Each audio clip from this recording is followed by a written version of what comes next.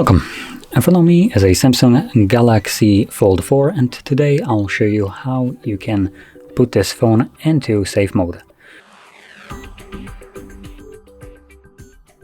So to get started, you will need to access the boot menu, which you do by holding power key and volume down, or pulling down your notifications twice, so you get this extended list, and you have a power button right here. From here, hold power off. This will then change into safe mode, so tap again to restart your phone in safe mode. Downloaded apps will be temporarily disabled to help you troubleshoot your phone. So I just tap on it, and this will obviously, like the message stated, reboot the device. Now, in this mode, like also the message stated, all the downloaded apps will be temporarily turned off so you can troubleshoot your phone. If you have some kind of problem where the system isn't necessarily working as it's supposed to be, I mean system as an Android, you can hopefully boot it into safe mode and resolve your problem in there, because if some kind of app is maybe causing you problems, that app shall not be able to run in safe mode. Now once the device boots up, you can see that we have the safe mode watermarking right here.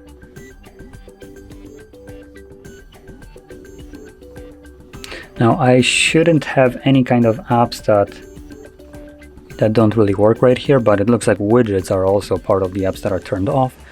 So these are the default apps, but they still don't work here. And it looks like, ironically, even the Galaxy browser, or however it's called, does not work here, which is a little bit surprising, to be honest. So this is a default application from Samsung, but it won't work. Now, obviously, if you have more apps on your home screen, you will see that probably in your case there is way more gray out applications that will not work. And if you try to open them up, it shows you this message.